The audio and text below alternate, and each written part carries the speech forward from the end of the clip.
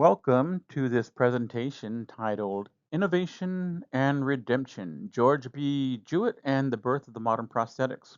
So today we'll explore how the intense physical and emotional toll of the American Civil War led to groundbreaking developments in medical technology, specifically in the field of prosthetics.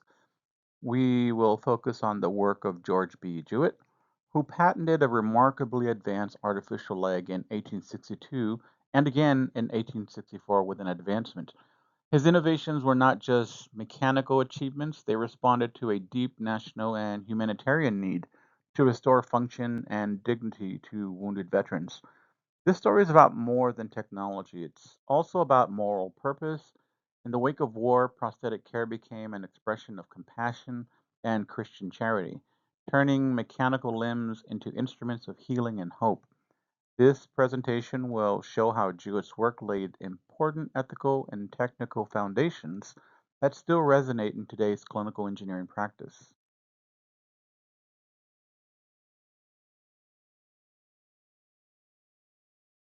Years 1862 and 1864 sit at the heart of the American Civil War, a period marked by unimaginable destruction, but also by remarkable innovation and humanitarian mobilization. In 1862, Congress passed the Pacific Railroad Act, a major step toward national infrastructure development. Even as the war raged, the country was laying the groundwork for economic and territorial expansion. At the same time, Civil War casualties were reaching staggering levels. Amputation became one of the most common surgical procedures on the battlefield due to the devastating injuries inflicted by artillery and musket fire. Tens of thousands of soldiers returned home missing limbs and in desperate need of long term care. Then, in 1864, Abraham Lincoln was reelected, a moment that symbolized the nation's commitment not just to ending the war, but to rebuilding lives. There was a growing awareness that victory would mean more than military success. It would require moral, social, and technological reconstruction. This context set the stage for innovators like George B. Jewett to rise and meet the urgent demand for prosthetic devices that were not only functional but humane. In response to the overwhelming number of Civil War amputees, George B. Jewett developed and patented an improved artificial leg, first in 1862 and again in 1864. His designs were both innovative and deeply practical, offering real solutions to a growing population of wounded veterans. Jewett's most notable advancement was his dual socket design. Unlike earlier models that were rigid and often painful, his prosthesis included an inner socket lined with flexible materials for comfort and an outer socket made of durable materials for structural support.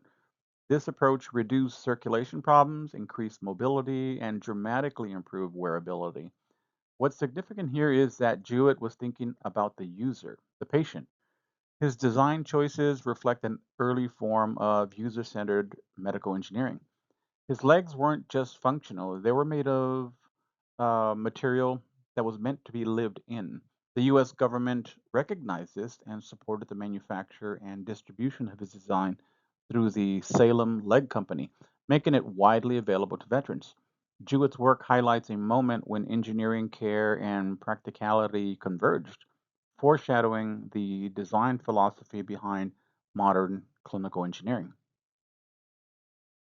The Civil War created an unprecedented demand for prosthetic limbs. The sheer number of battlefield amputations pushed the medical and engineering communities into rapid action. Amputations were often the only life saving option for severe limb injuries, and as a result, tens of thousands of soldiers returned home in need of mobility and restoration.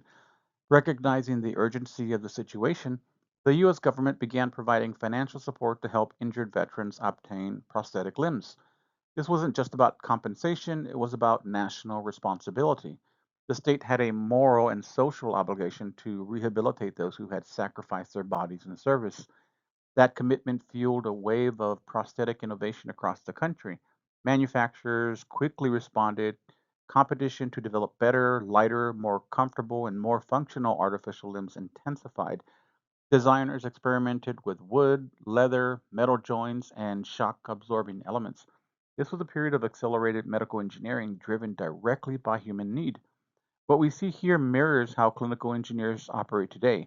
In time of crisis, such as pandemics, natural disasters, or mass trauma, clinical engineers are often the ones tasked with fast tracking solutions, adapting existing technologies, and restoring systems under pressure. Jewett's era reminds us that the necessity not only drives invention, it forges new standards and patient centered innovation. The practical and medical reasons for prosthetic development, there was a deeply moral and spiritual narrative tied to the care of wounded veterans. In the 1860s, Christian values were tightly interwoven with public service, and healing the body was often seen as healing the soul. Providing artificial limbs was framed as an act of Christian mercy, a redemptive gesture that helped restore not just function, but dignity and wholeness. Churches and religious charities were vocal advocates for the care of disabled veterans, raising funds, organizing hospital aid, and publicly reinforcing the belief that these men were not to be discarded but honored and rehabilitated. The artificial limb became a powerful symbol of resilience, of moral responsibility, and of national gratitude. It represented more than a mechanical solution. It was a statement that life after injury could be meaningful and that society had a duty to make that possible. This moral framing of medical technology continues today in the field of clinical engineering. Clinical engineers do more than keep machines running. They ensure that healthcare technology is safe, accessible, and aligned with the dignity of the patient. The profession still carries the legacy of combining technical service and ethical purpose, rooted in the belief that healing is not only physical, but profoundly human. George B. Jewett's work and the broader innovation movement around the Civil War era prosthetics left more than a historical footprint. It helped establish principles that still shape how we design and manage healthcare technology today. Early prosthetic development introduced concepts we now consider fundamental to modern medical device design: safety, durability, comfort, accessibility. Jewett's dual socket design wasn't just mechanically effective, it was intentionally patient centered. He designed with the user's pain, mobility, and dignity in mind. That emphasis on usability and function is the hallmark of ethical engineering. In this way, Jewett's work anticipated the core values of clinical engineering. Clinical engineers today apply similar principles across a broad range of technologies, from ventilators to infusion pumps to imaging systems. Their work ensures that these tools are safe, reliable, and always aligned with patients' needs.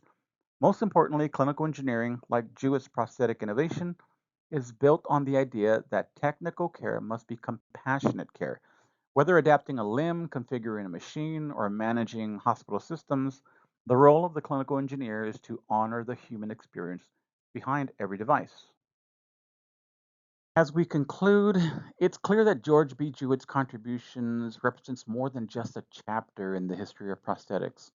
His work captures a powerful moment of convergence, where the suffering of war, the urgency of innovation, and a deep sense of moral duty came together to create something lasting.